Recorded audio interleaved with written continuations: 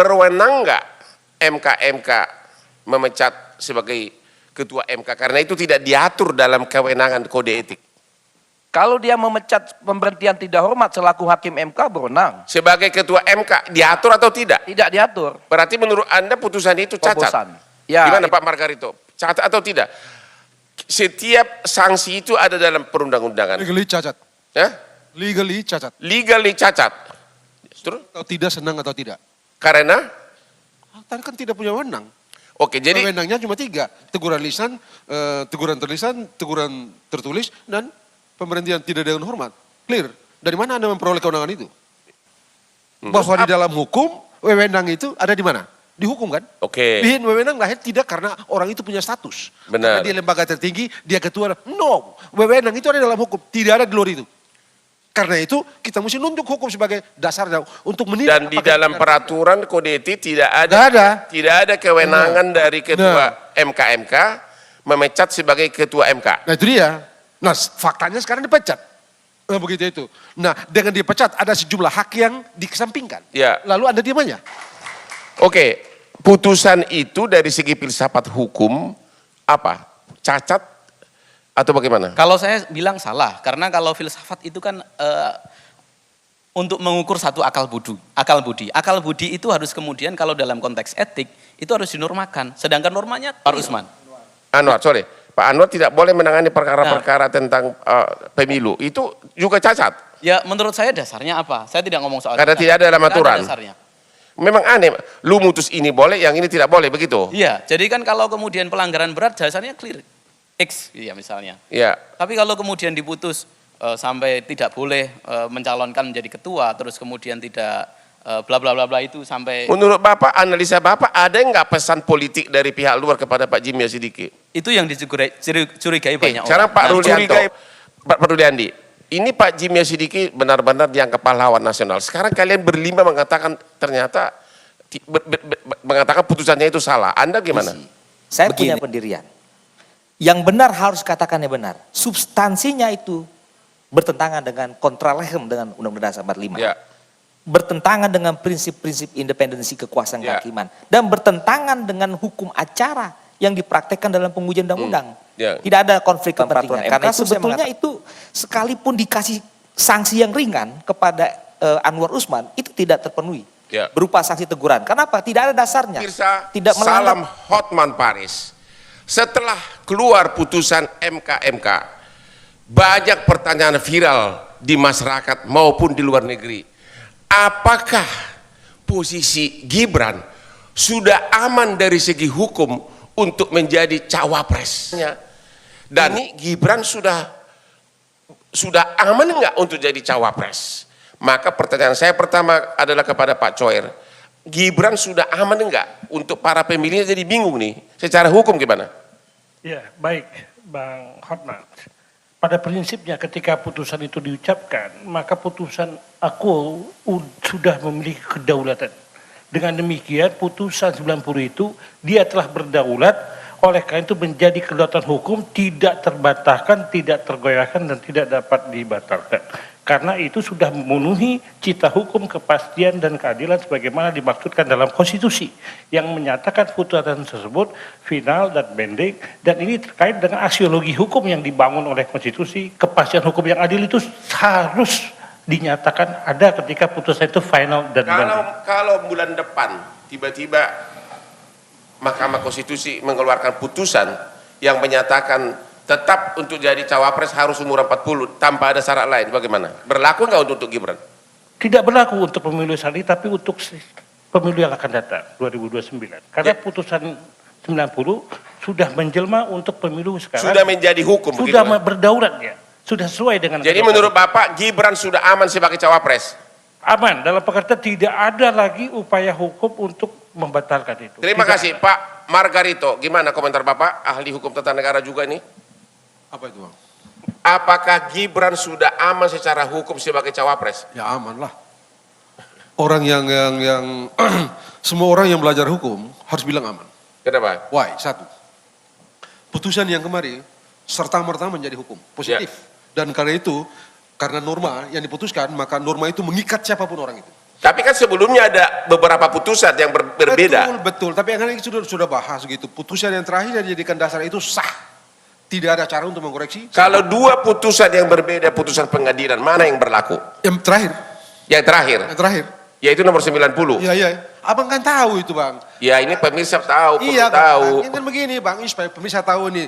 Kalah di pengadilan negeri, Ya. naik banding di pengadilan tinggi, naik ke Mahkamah Agung. Di Mahkamah Agung kasasi ada Ya. PK. PK yang paling terakhir. Oke. Yang paling mengikat. Kalau Pengadilan nanti tiba-tiba bulan depan keluar lagi putusan yang isinya bertentangan tunggu dengan nanti 2029. 2029.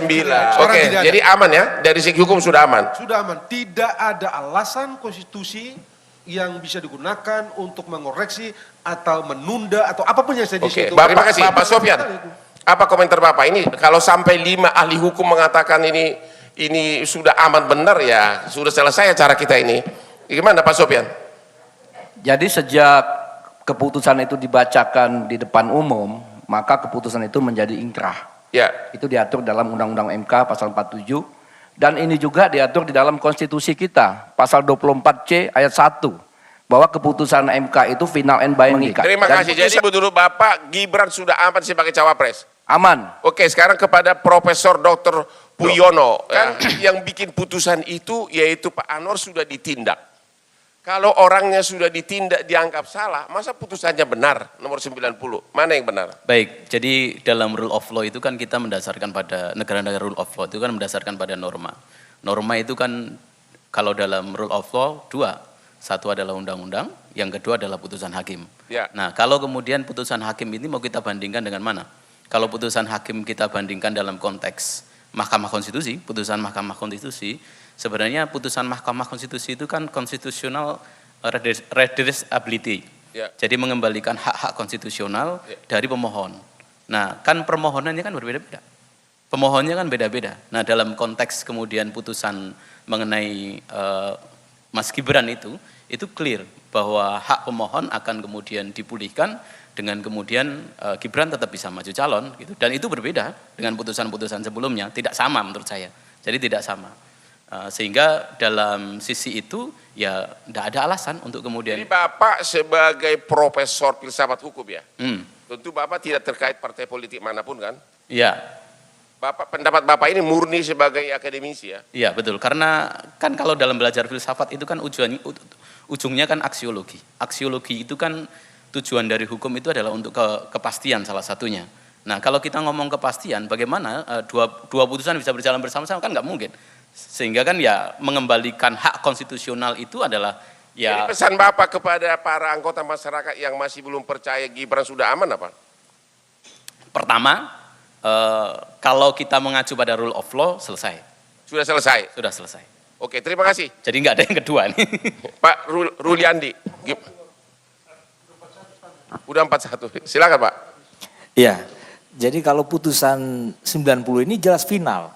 Karena konstitusi kita itu jelas di pasal 24 itu putusan MK terkait pengujian undang-undang sifatnya final. Nah, kalau yang tiga sebelumnya? Yang tiga sebelumnya kan yang belakangan yang dilihat itu yang terakhir. Jadi mana yang lahir terakhir itu yang berlaku? Yang 90. Yang 90. Ya, itulah yang menimbulkan keadaan hukum baru sehingga Ya. itu dijadikan rujukan oleh KPU, kemudian Presiden, DPR yang kemudian akhirnya sudah membentuk peraturan KPU terbaru itu nomor 23 tahun 2023, maka diakomodir karena mempedomani putusan MK yang sifatnya erga omnes. Gitu. Sekarang ini ada pemohon yang benar-benar masih semangat mengajukan permohonan nomor 141 yang menganulir agar tetap kembali umur 40. Apa Bapak masih ingat di Undang-Undang Dasar kita ada diatur bahwa hukum tidak boleh berlaku surut? Setuju. Setuju ya? Setuju. Ya. Jadi pemohon yang sekarang nomor 141 nggak ada gunanya lagi untuk mengharapkan Gibran untuk tidak lolos di pemilu 2024. Ya, karena begini, tahapan penyelenggara pemilu itu ada namanya tahapan pencalonan. Pencalonan. Nah, tahapan pencalonan ini paling terakhir itu besok harus ditetapkan. Oh, paling terakhir besok ya, tanggal 13 November. Tanggal 13. Ditetapkan. Ya. Sedangkan putusan nomor 141 masih berjalan. Kalau malam ini keluar bagaimana? Nah, mungkin ini hari libur. Siapa tahu, oh hari ini. Kalau keluar pagi besok tiba-tiba 141 mengatakan tidak bisa dirubah Seumur 40. Ya, itu harus berlaku 2029 nanti. Karena ini sudah terikat dia dengan putusan MK 90. Bagaimana caranya dia mesti tunduk pada putusan yang Jadi permohonan satu apa satu akan gagal untuk menggagalkan Gibran sebagai cawapres di 2024. Oke, kita jadi sebagai ringkasan, semua ahli hukum tata negara, doktor-doktor ini, profesor sudah mengatakan sudah aman total dari segi konstitusi. Jadi Gibran akan melangkeng sebagai cawapres. Sekarang kita akan membahas lagi topik putusan MK. Pertanyaan saya kepada Pak Coir. Saya ini sudah 38 tahun sebagai pengacara. Setiap ada putusan selalu ada, kalau kita menyatakan seseorang bersalah, pasti ada bukti dan ada saksi. Benar. Dalam putusan Jimli Asidiki, saya nggak melihat katanya ada intervensi. Siapa yang intervensi? Nah, itu tidak terungkap dalam putusan. Berarti kalau tidak terungkap dalam putusan, tidak ditemukan fakta di persidangan bahwa didalilkan Hakim Konstitusi Anwar Usman membuka ruang intervensi. Nah, ruang intervensi berarti ada subjeknya dan terkait dengan perbuatan konkretnya apa. Kalau ada perbuatan konkret, ini dipidana dikaitkan dengan sikap batin mensreanya. Kemudian ada kesengajaan. Kesengajaan itu harus pasti. Nah, di sini putusan dimaksud itu ada pertentangan, Bang Hotman, antara tahap konsansir dan tahap koalisir, sehingga tahap konstituirnya melahirkan putusan yang aneh bagi saya. Karena di situ jelas ada antinomi dan ada anomali hukum. Dia masukkan hakim konstitusi adalah sama sebagai hakim pada pengadilan Mahkamah Agung dan peradilan di bawahnya. Sehingga ada kewajiban mengundurkan diri. Memasukkan hakim konstitusi dalam ketentuan pasal 17 Undang-Undang Kekuasaan Kehakiman itu salah kamar. Tidak sesuai dengan fakta hukum, tidak sesuai dengan menempatkan sesuatu sesuai dengan tempatnya. Ini adalah keadilan. Penyamaan terhadap dua hal yang berbeda adalah ketidakadilan. Itu sudah menjadi postulat hukum. Sehingga di sini ada ketidakjelasan terkait dengan siapa, makhluk yang bagaimana yang melakukan intervensi. Karena disebutkan membuka ruang intervensi. Kalau dimaksudkan sebagai pemberitaan dari media massa, pemberitaan informasi itu bukan alat bukti. Informasi yang sudah diverifikasi kemudian menjadi data itu sesuai dengan alat bukti yang lainnya. Ada saksi yang melihat, mendengar, mengalami secara langsung terkait dengan surat yang otentik, terkait dengan ahli yang semuanya itu menjadi petunjuk bagi hakim. Jadi menurut Bapak, ini tidak ada. Putusan itu benar-benar nggak bertanggung jawab atau apa ya? Kalau menurut saya ini diragukan legitimasi dalam pengambilan hukumnya. Ini merupakan kumpulan kata-kata tanpa pertimbangan yuridis, Bang Karni. Karena kenapa? Tadi dalilnya itu kan keadilan itu menempatkan sesuatu sesuai dengan tempatnya. Memasukkan seseorang ke dalam pengertian yang berbeda, ini salah kamar, ini tidak adil, ini tidak pasti. Oleh karena itu dipertanyakan dalam hal ini rumusan dalil-dalil yang dibangun itu dalam pertimbangan hukumnya, kemudian menunjuk kepada putusan yang putusan itu juga tidak ada dasar hukumnya. Terus mengenai bahwa seseorang divonis tapi tidak boleh banding, bagaimana tuh? Sekarang begini Bang Karni. Bang Hotman, Majelis Hakim Mahkamah Konstitusi ini dia melakukan terobosan. Terobosan itu progresif. Padahal ini teori lain. Kemudian dia berijtihad, rechtvindig. Pertanyaannya, dapatkah dibenarkan pada peradilan etik melakukan rechtvindig atau dalam bahasa Arab itu ijtihad? Apakah dapat dibenarkan? Ini kan pengujian terkait dengan ada tidaknya etik. Bukan pengadilan fakta sebagaimana jabatan peradilan. Rechtvindig itu apakah dapat dibenarkan terkait dengan dia merekayasa putusan pemberhentian terhadap jabatan ketua konstitusi. Jadi kalau yang Pak tidak Anwar, ada diatur dalam kalau Pak Anwar mau banding, majelis banding belum ada kode etik. Nah itu kan pilihan. Tidak ada kaitannya dengan pemilu, tidak ada kaitannya dengan pilpres. Seharusnya disebanding untuk pembelaan yang bersangkutan dalam rangka pemenuhan hak. Ini disebutkan kewajiban dalam peraturan Mahkamah Konstitusi dan itu harus diberikan karena disinilah prinsip perlindungan pengakuan terhadap hak asasi manusia. Tapi kan Pak Jimli Asidiki dengan putusan itu dianggap sebagai pahlawan nasional ini. Itulah ada antinomi, ada pertentangan, ada konflik norma, ada anomali, keganjilan, keanehan sehingga demikian itu. Jadi menurut Bapak menjadikan Pak kurang Jimli itu legitimasi. rada aneh ganjil putusannya ya? Iya, ini ada anomali hukum. Oke, ada Pak autonomi Sapran Sopyan, perkataan. gimana komentar Bapak atas putusannya MK itu, terutama kaitannya dengan ada intervensi, katanya sumbernya hanya dari media. Iya, kalau saya lihat ya, isu dari keputusan MK itu ada 9. Ya, Nah, dari 9 itu sebagian besar tidak terbukti atau tidak ada buktinya. ya. Ini juga menjadi pertanyaan besar. Bahkan saya lihat ada pembicaraan Pak Jimli di media ya, di TV. Jadi hanya ada bisa kompromi sama Denny Endriana terkait dengan mau provisi. Tadinya mestinya 30 hari diberi batas waktu menjadi 14 hari. Jadi ditanya kapan putusan, tanggal 8. Kalau gitu tanggal 7 saya putuskan. Maksudnya tanggal 8 itu batas akhir untuk pendaftaran. Ya. Nah di sini waktunya jelas sangat kurang sekali, apalagi banyak yang tidak ada bukti di dalam putusan tersebut. Kita tahu hakim MK itu kolektif kolegial. Jadi kalau beban itu hanya dibebankan kepada ketua, ini saya kira tidak ada rasa keadilan. Contoh umpamanya ada konflik of interest, konflik kepentingan. Di MK dari 2003 sampai dengan sekarang, hampir semua ketua itu melakukan konflik of interest. Kenapa? Contohnya? Contohnya, umpamanya di zaman Pak Jimli umpamanya, Ya. itu pada waktu pembahasan terkait dengan undang-undang BPHN. Nah, pada waktu itu Pak Natabaya, ya, dia selaku bekas kepala BPHN. Ya. Nah, juga terkait dengan ada pengawasan dari judicial review, ditolak juga. Itu seharusnya kan nggak boleh untuk kepentingan MK. Nah, juga di zaman Pak Mahfud, zamannya Pak Hamzah Zulpan, hampir semua ada konflik kepentingan dan tidak mundur. Nah, kenapa yang ini dikaitkan seolah-olah ada pelanggaran berat? Nah, di situ rasa keadilan ini dipertanyakan. Keputusan dari MK itu. Tapi Pak Mahfud muji benar ini putusan. Gimana komentar Bapak? Iya, karena ada komentar Pak Mahfud kan terkait apa namanya itu. Marwah, kembali marwah. Marwah dari MK katanya. Iya, dengan adanya putusan Prof. Jimli ini atau MK ini kan merupakan terobosan. Ya. Seharusnya keputusan dari MK itu kan, MK itu ada 3.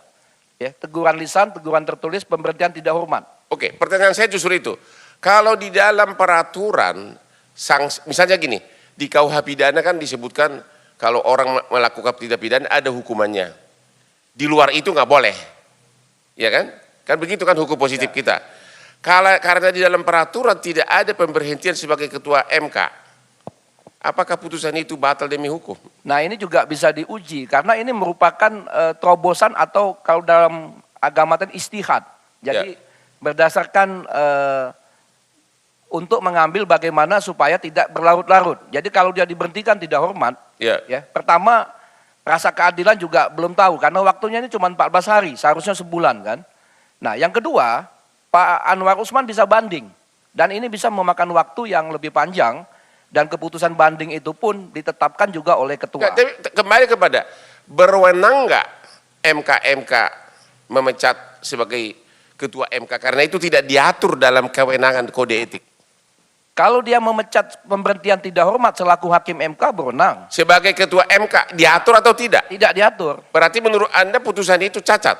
Ya, itu bisa nanti debatable nanti kita apakah cacat atau tidak. Ya. Karena ini merupakan terobosan. Gimana Pak Margarito? Cacat atau tidak?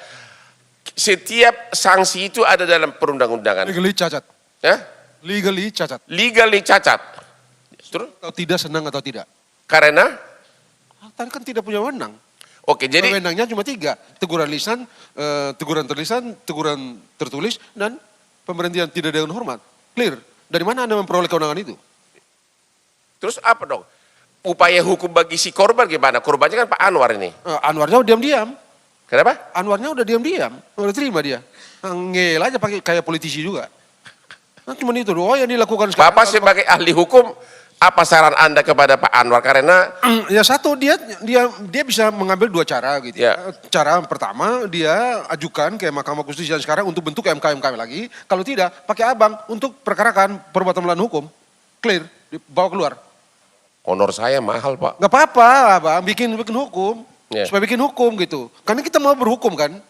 Kita tidak bicara soal politik kan ini. Supaya kita beres dalam berhukum. Putusan Dewan Kehormatan bisa nggak diajukan ditunkan? Ya, tidak bisa. Kan cuma saya kira itu harus dipertimbangkan jalan lain ya. Ya, Tidak ke pengadilan negeri ya, ketua Ya, ya, begitu ya. ya. Karena ada tindakan yang dengan itu menangguhkan orang dari statusnya. Benar. Ya, jadi ada sejumlah hak yang dihilang Benar. dengan tindakan itu kan. Dan itu Jadi saya rasa karena ini merupakan satu terobosan, kita perlu mempertimbangkan untuk ada terobosan lagi agar mengoreksi sehingga kita beres berhukum ke depan. tapi ya, Pak Margarito ini kok hebat banget Bapak. Bapak berani mengatakan putusannya Pak Jimmy Asidiki yang dianggap sebagai pahlawan, sebagai Loh. cacat. Emang lebih hebat Bapak atau dari dia atau siapa? Enggak. Ini bukan. Ini Pak Jimli ini guru saya. Kenapa? Kamu mesti tahu. Ini guru saya. Promotor saya di Yeah. doktor gitu ya. Begitu itu. Tapi kan diajarkan juga kan bahwa di dalam hukum wewenang itu ada di mana? Di hukum kan? Oke. Wewenang lahir tidak karena orang itu punya status. Benar. Karena dia lembaga tertinggi, dia ketua. No, wewenang itu ada dalam hukum. Tidak ada di luar itu. Karena itu kita mesti nunjuk hukum sebagai dasarnya untuk menilai. Dan di apakah dalam benar. peraturan kode etik tidak Nggak ada. tidak ada kewenangan dari ketua MK memecat sebagai ketua MK. Nah itu dia. Nah faktanya sekarang dipecat. Nah, begitu itu. Nah dengan dipecat ada sejumlah hak yang dikesampingkan. Ya. Lalu Anda diam aja. Jadi Makanya saran Bapak saran saya kepada Tuan Anwar Usman ini satu, Ya. ya sudah seperti sikap sekarang diam-diam aja, ngitung ngeyel aja kayak sekarang kemarin-kemarin tuh kan ngeyel tuh, kayak politisi ngeyel tuh. ya Nah yang kedua, ya dia ajukan permohonan kepada ketua MK sekarang untuk bentuk MK lagi agar mengoreksi putusan ini. Yang ketiga, pergi ke pengadilan negeri untuk perbuatan melawan hukum, kalau tidak pergi ke pengadilan tun.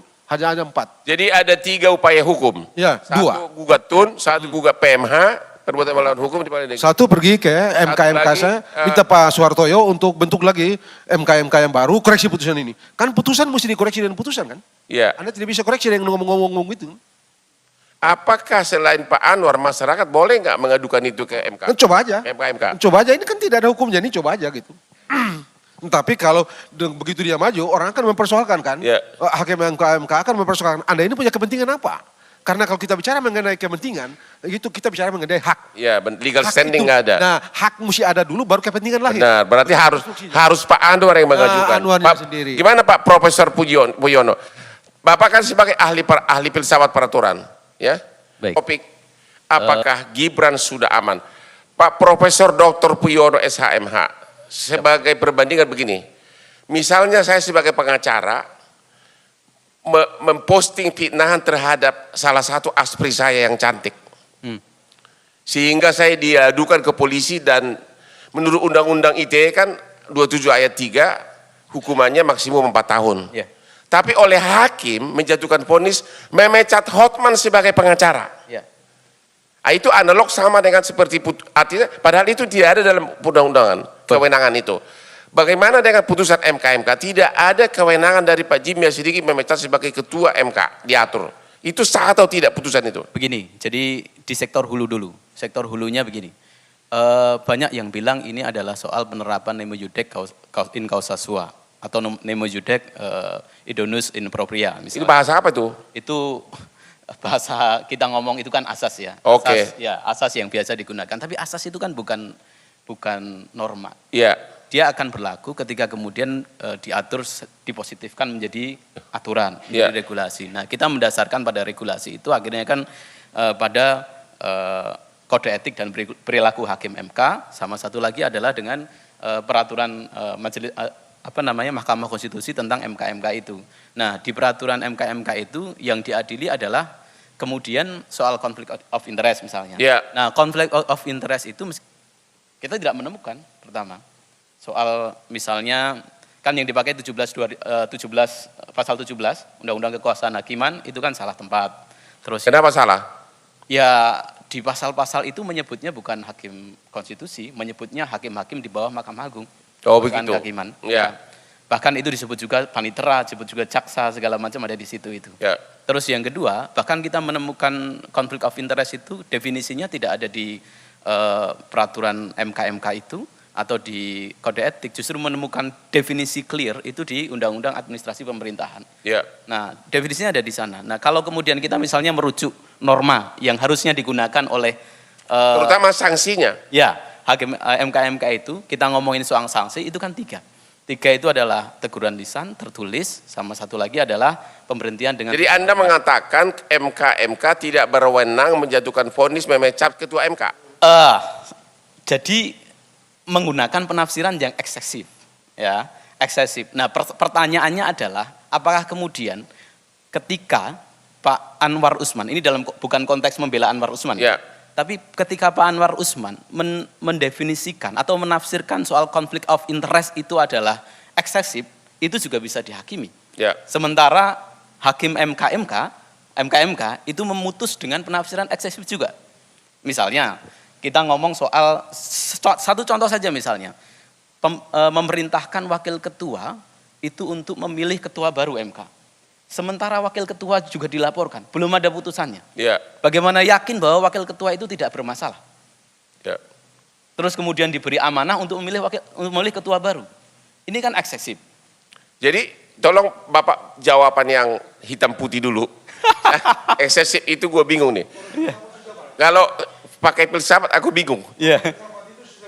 Jadi tolong dijawab dulu singkat. Siap, Karena majelis kehormatan tidak berwenang, tidak ada dalam peraturannya memecat sebagai ketua MK.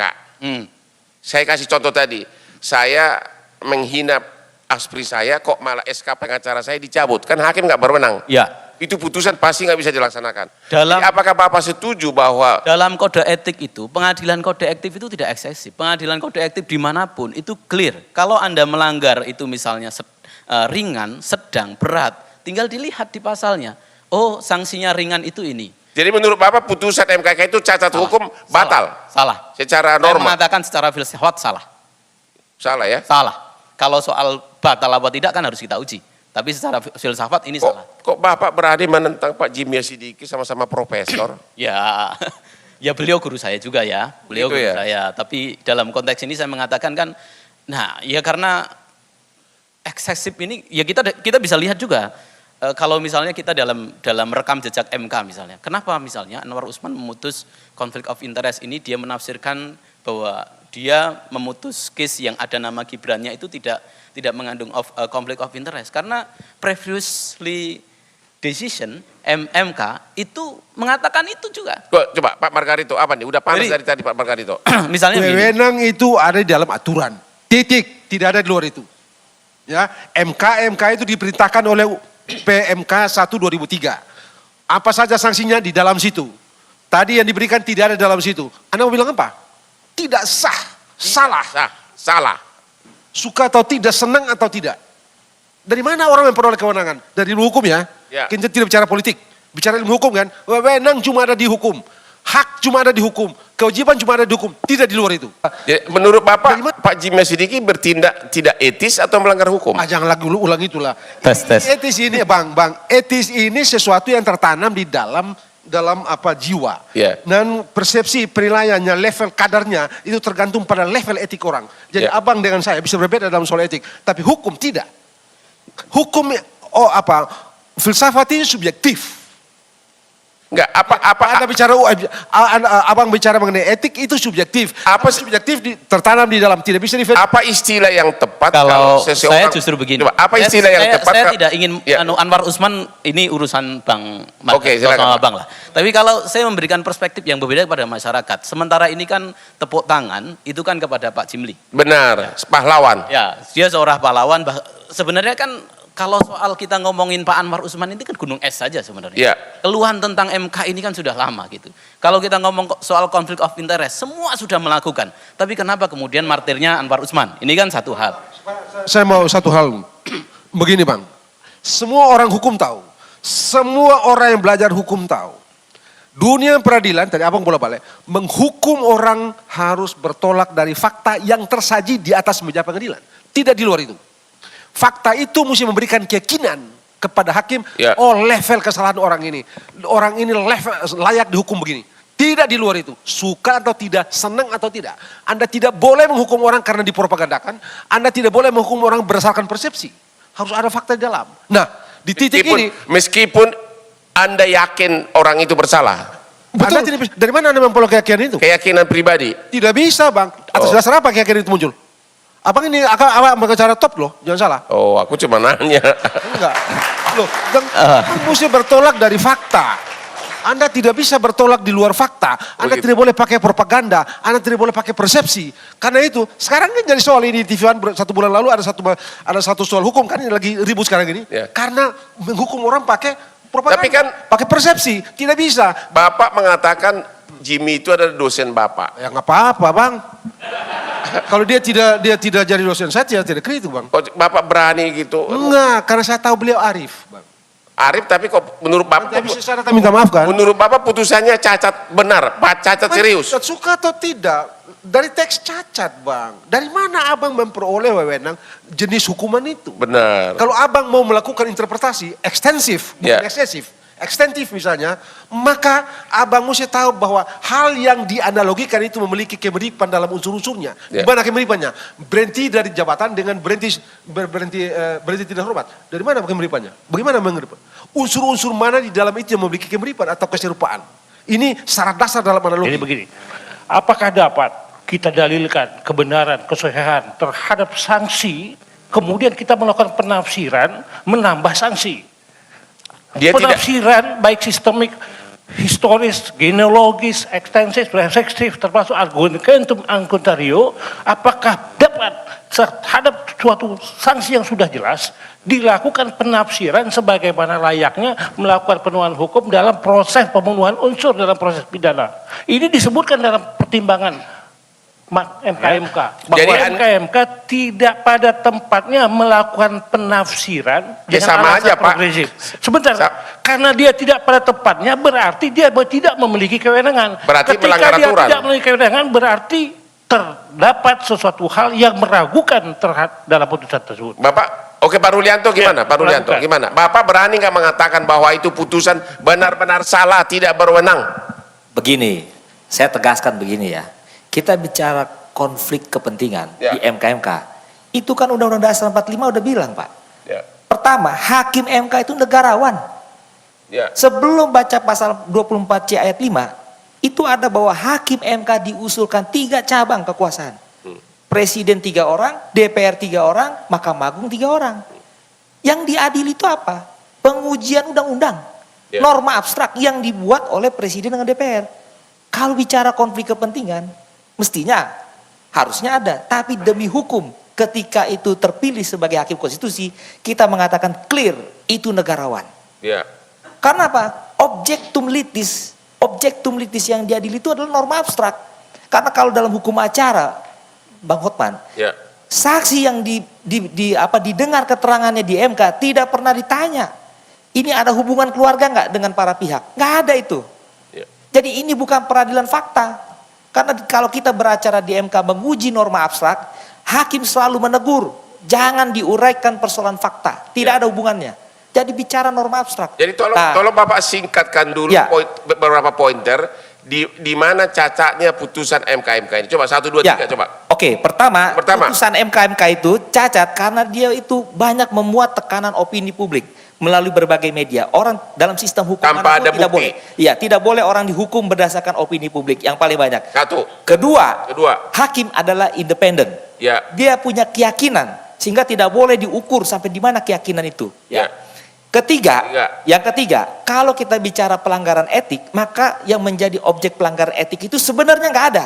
Karena tidak ada konflik kepentingan ketika kita bicara pengujian undang-undang. Jadi gugur demi hukum, Pak. Ya. Nah, sekarang divonis dia melakukan pelanggaran berat, tapi vonisnya adalah menggeser ketua MK. Ini tidak benar ini. Saya cuma mau kasih pengalaman kita ya.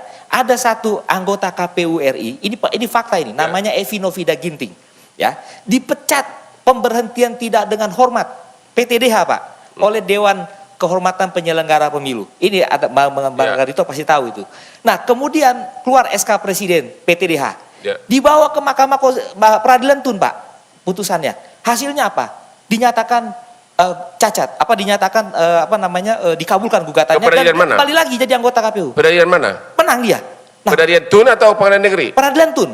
Jadi Nah, sebaiknya Pak Anwar ngetunkan Pak. boleh jadi itu pakai Oh, itu, Pak. begitu. Begitu. Itu menurut saya. Mungkin Mengenai penafsiran soal bahwa dalam peraturan Jimmy tidak berwenang untuk memecat ketua MK, Ya. Pendapat Anda? Menurut saya kontra legem dengan konstitusi. Ya. Karena konstitusi menggarisbawakan bahwa hakim konstitusi itu adalah negarawan. Dia sudah tidak ada konflik kepentingan. Jadi Anda mengatakan bahwa MK tidak berwenang memecat ketua MK karena tidak ada dalam aturannya. Betul. Ya. Ya, Oke. menyangkut putusan 90 tersebut, itu sudah jelas tidak dapat dilakukan pembatalan. Dengan demikian pasangan Capres-Cawapres Prabowo Gibran itu utuh, kuat, optimal. Tidak ada upaya dalam bentuk apapun untuk membatalkannya. Kedua terkait... Kalau KPU tiba-tiba menunda penetapan Capres-Cawapres satu bulan lagi. Ya tidak mungkin. Nggak mungkin ya? 13 besok harus sudah selesai pasti ya, itu. oke. Nah kemudian menyangkut putusan MK. Pada prinsipnya putusan tersebut tidak memenuhi azas kebenaran dan keadilan sebagaimana telah saya sampaikan dengan dalil-dalil yang tadi. Kenapa demikian? Karena ada kesesatan berpikir, konstruksi berpikir, logika berpikir dalam mengkonstruksikan putusan yang sebelumnya itu disiasati dalam bentuk pertimbangan hukum. Pertimbangan hukum itu tidak memenuhi anasir-anasir yuridis. Oke, tolong Bapak simpulkan dari segi kesimpulannya, secara tegas saya katakan bahwa putusan itu cacat, begitu? karena pertimbangannya meragukan, Ya. maka putusannya tidak memiliki legitimasi dalam ketentuan sebagaimana dimaksudkan. Putusan harus mencerminkan resikoheid, gerechtigheid, zuwekmantigheid, pasti adil manfaat. Ini tidak ada. Mengenai bahwa Jimmy ketua MK tidak berwenang memecat ketua MK, gimana? Itu telah melampaui kewenangannya, abuse Oke. of power, dan ini merupakan pelanggaran terhadap azas-azas umum pemerintahan yang baik. Oke. Algemene bepalikan van Terima kasih. betul Jadi itu menurut Bapak terlampaui. putusan MKIK itu cacat hukum? Iya, oleh Terima karena kasih. itu solusinya adalah hakim konstitusi dengan ketua konstitusi yang sekarang harus membentuk peraturan Mahkamah Konstitusi tentang majelis banding untuk Agar Pak Anwar bisa banding. agar ada hak pembelaan, dan demikian itu harus juga dibentuk majelis kehormatan Oke, banding. terima kasih. Pak Sopyan ya, Pak Sopyan. Oh, gitu. Kalau melihat keanehan dari putusan MKIK tersebut, menurut Bapak siapa yang mendesain Pak Jimmy Sidiki? Siapa di belakangnya itu? Ya, saya nggak tahu ya. Cuman ini kan tekanan publik sama kepentingan politik sangat tinggi sekali. Ya. Jelas ini sampai 14 Februari tetap digoreng terus. Ya. Ya, isu-isu ini. Walaupun sebenarnya dari segi hukum sudah nggak ada dasarnya. Ya. Karena keputusan MK 90 itu kan sudah final, sudah ingkrah. Nah, jadi karena ini sudah lebih banyak kerana politik dan sampai ke pemilu nanti, tetap saja ini akan Dia akan dipakai terus. dipakai terus. Padahal pada zaman dulu undang-undang pemilu sebelumnya, jadi cawapres itu cuma umur 35 tahun dalam undang-undang ya. Iya, sebenarnya kalau dari zaman kemerdekaan kan pemimpin-pemimpin kita itu jauh lebih muda-muda lagi. Ya. Umur 20-an, 30-an. Nah itu. Barangkali saya tambahkan gitu ya. Memang kita mesti akui dalam Undang-Undang Dasar RIS 1949 Ya. itu capres presiden itu berumur 35 tahun. Ya. Untuk anggota DPR itu 25 tahun. Itu Ya. clear dalam Undang-Undang Dasar dulu. Jadi secara substansi peraturan sebenarnya nggak salah ya? Sebenarnya nggak salah. Nggak salah, hanya karena dipolitisir ya. Oke, silakan kepada Pak Prof. Profesor Pujiono, apa kesimpulan Bapak? Apa berani nggak mengatakan, halo Pak Profesor, kenapa putusan kamu ngaco gitu loh? Ya, pertama begini. Gini soal Gibran dulu deh. Ya, Apa sih yang ditakutkan dari Gibran maju sehingga menjadi polemik hukum yang berkepanjangan? Ya, kalau kemudian debat soal putusan MK dan kemudian ditafsirkan ini konflik of interest segala macam, kenapa seolah-olah yang jadi korban hanya Anwar Usman, 4 yang lain segala macam nggak ada masalah dan yang lain nggak ada masalah. Ini pertama. Jadi saya tidak mempersoalkan soal yang lain, tapi apa yang masalah sehingga jadi polemik itu pertama. Kedua, panggung politiknya kan terlalu mewah ini. ya. Ya, sehingga karena terlalu mewah ini, ya akhirnya menjadi festival yang tidak berkesudahan menurut saya, Pak. Nah, kalau ingin ini disudahi sebenarnya, martirnya bukan hanya Anwar Usman. Anwar Usman tidak akan menyelesaikan masalah. Seluruh hakim MK menurut saya bermasalah. Oke, putusan itu dari segi filsafat hukum apa? Cacat atau bagaimana? Kalau saya bilang salah, karena kalau filsafat itu kan untuk mengukur satu akal budi. Akal budi itu harus kemudian kalau dalam konteks etik itu harus dinormakan. Sedangkan normanya clear. Nah kalau kemudian ada putusan-putusan yang dilebihkan dari norma itu, nah itu kan berarti bertentangan dengan Mengenai syarat umur 35 atau 40 secara norma hukum menurut Bapak itu hal yang kalau secara substansi tidak ada masalah. nggak ada masalah. Nggak ada masalah. Nggak ada masalah. Bahkan pemimpin itu muda-muda. Kalau kemudian kita ngomong soal 40, soal segala macam, itu kan sebenarnya selera yang membuat itu kan. Ya. Membuat aturan. Nah kemudian ada yang membuat 35 segala macam, nggak ada masalah. Bahkan pemimpin misalnya di luar negeri lah misalnya. Trudeau dari Kanada berapa tahun. Selandia Baru berapa tahun. Terus dari beberapa negara di Eropa yang maju-maju juga berapa tahun. Mereka lebih muda. Dan kurang dari 40 tahun dan tidak ada masalah menurut saya. Ada satu lagi putusan dari MK itu, yaitu Pak Jimmy tidak boleh lagi menangani perkara-perkara. Pak Anwar Usman. Pak Anwar tidak boleh menangani perkara-perkara tentang pemilu. Itu juga cacat. Ya menurut saya dasarnya apa? Saya tidak ngomong soal Karena cacat. tidak ada dalam Tidak aturan. dasarnya. Memang aneh, lu mutus ini boleh, yang ini tidak boleh, begitu? Iya, jadi kan kalau kemudian pelanggaran berat dasarnya clear. X ya misalnya. Iya. Tapi kalau kemudian diputus sampai tidak boleh mencalonkan menjadi ketua, terus kemudian tidak bla bla bla bla itu sampai. Menurut Bapak, analisa Bapak, ada nggak pesan politik dari pihak luar kepada Pak Jimmy Sidiki? Itu yang dicurigai banyak orang. Nah, Dicurigai banyak orang. Bapak nggak curiga? ya, persoalannya kebanyakan curiganya kan pesan politik ketika gugatan Gibran diajukan. Begitu. Tapi kemudian soal putusan MK ini banyak orang yang tidak curiga. Terima kasih. Sekarang Pak Ruliandi.